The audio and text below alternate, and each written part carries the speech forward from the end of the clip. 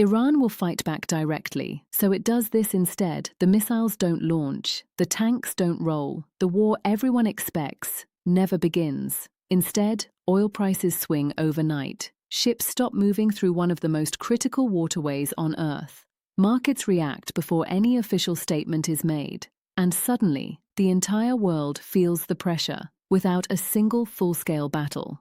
Why would a country facing immense military pressure choose not to fight directly? Why hold back when the stakes are so high? The answer is not weakness, it's strategy. And in the next few minutes, you'll find out exactly why. The tension between Iran and the United States has been building for decades. It stretches back to the late 20th century, shaped by political shifts, regional rivalries, and conflicting visions for the Middle East. Over time, this relationship evolves into one of the most complex geopolitical standoffs in the world. Both sides avoid direct war, yet remain locked in constant confrontation. In recent years, the pressure intensifies. Sanctions tighten, military presence increases in the Gulf, alliances shift, Iran faces economic strain, while the United States reinforces its strategic positions across the region. On paper, the imbalance is clear. One side has overwhelming military superiority, but this is where the story takes a turn. Because war is not just about power, it's about survival. And for Iran, survival means avoiding a direct clash at all costs. Instead, it develops a different kind of playbook, one that operates in the shadows, in the margins, and sometimes in plain sight, but never in the way the world expects. At first, the moves seem small, almost insignificant. A disruption here, a delay there. But then everything starts to connect. Shipping routes become unpredictable. Regional tensions flare up in unexpected places. Signals are sent without clear attribution. And slowly, a pattern emerges. Iran is not stepping back. It is stepping sideways.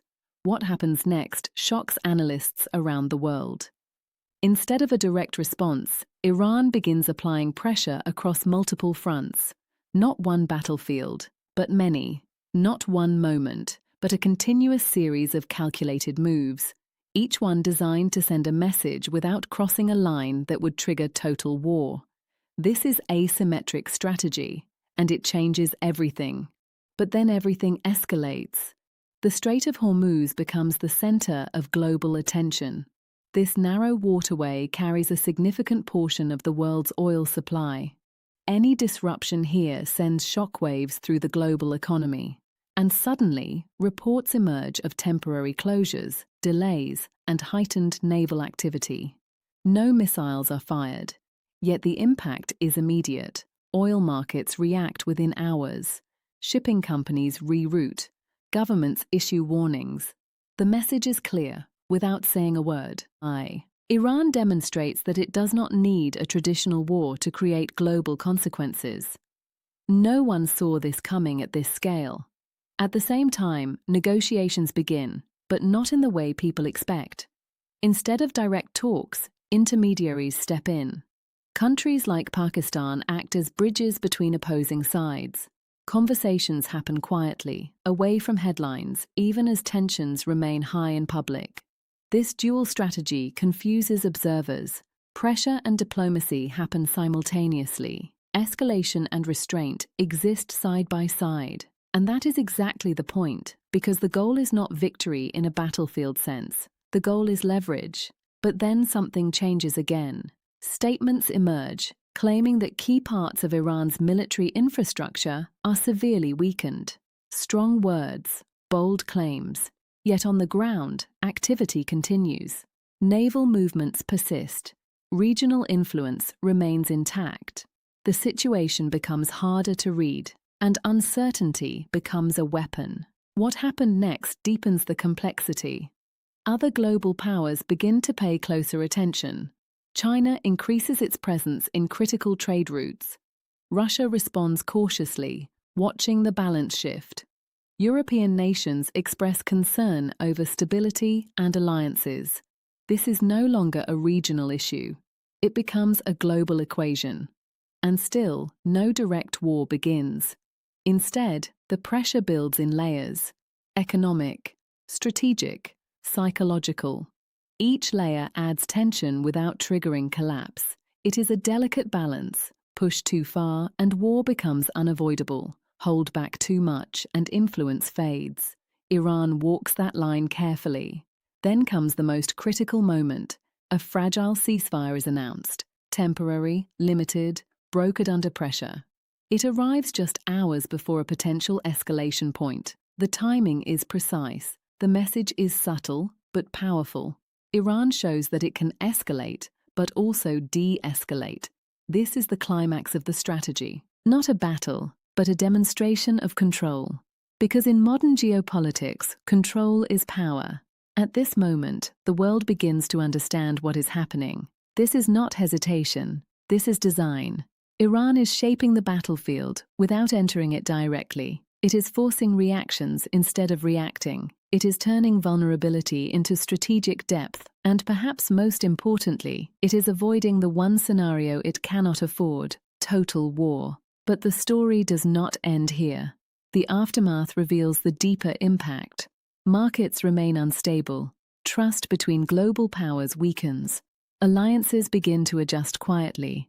Some countries look for more independence. Others seek stronger guarantees.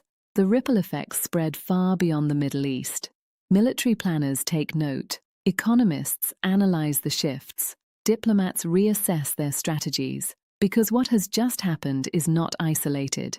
It sets a precedent. It shows that power in the modern world is not only measured by force, it is measured by influence, timing, and the ability to shape outcomes without direct confrontation, and this changes how future conflicts may unfold. For the United States, the challenge becomes more complex. Traditional superiority does not guarantee control in this kind of scenario.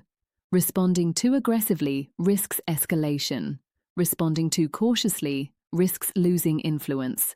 For Iran, the strategy carries risks as well. Miscalculation could trigger the very conflict it seeks to avoid. Internal pressures continue. Economic strain does not disappear overnight. Yet for now, the balance holds. A tense equilibrium, built not on peace, but on calculated restraint. Looking forward, the question remains open. Will this strategy continue to work, or will the pressure eventually break the system? Because history shows that prolonged tension rarely stays contained forever. Sometimes it fades, sometimes it transforms, and sometimes it explodes. But in this moment, the lesson is clear. War is no longer only about who fires first.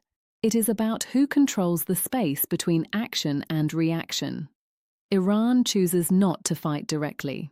Instead, it shapes the environment where conflict exists. It turns geography into leverage, timing into power, uncertainty into strategy. And in doing so, it forces the world to play by new rules.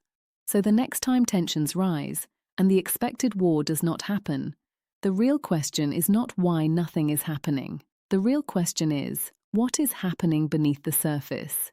If you want more untold stories like this, subscribe, because history is never what they teach you in school.